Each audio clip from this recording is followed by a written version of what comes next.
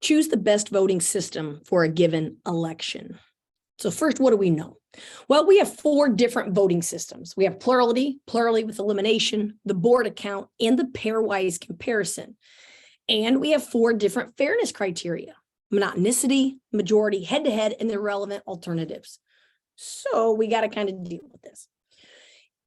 Also should think about Arrow's impossibility theorem. That tells us that a voting system can't satisfy every fairness criterion discussed.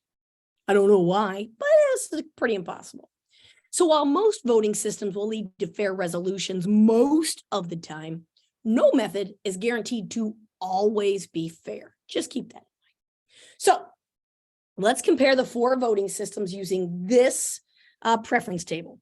We'll consider the fairness criterion, and then we'll kind of discuss, is one system fairer than the other? Or is there a system that isn't fair? Let's start with the plurality method. Plurality says, who has the most first place votes? Well, A has 22, B has 18, and C has 21, and therefore A is the winner. And we're going to move on to plurality with elimination. So just thinking about this, B has the fewest first place votes. So B would be eliminated in the first round. So if we recreate our table, eliminating B and revisiting, candidate A now has 40 votes because they received the 18 from candidate B, and C still has 21 votes. Therefore, A wins again. Let's move on to the board account. Now, in this case, in the board account, a first place vote is worth 3 points. A second place vote is worth 2, and a third place vote is worth 1.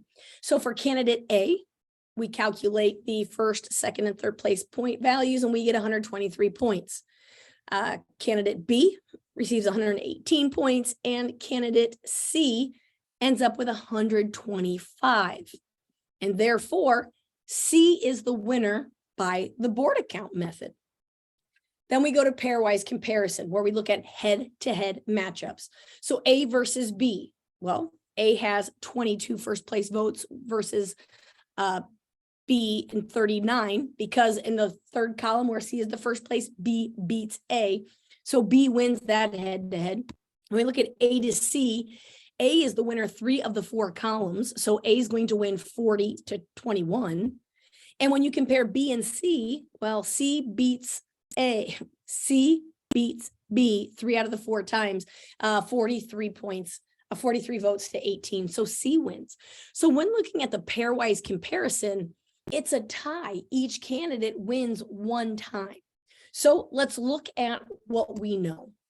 Candidate A wins with plurality and plurality with elimination, which does not violate the majority criterion because A is the majority winner. C wins with the board account. All 3 tie with the pairwise comparison. Therefore, this is not really a fair or a good way to do this because they all tie. So who's the winner? Nobody. And therefore, it really seems like A should be the winner based on the methods and the fairness criteria.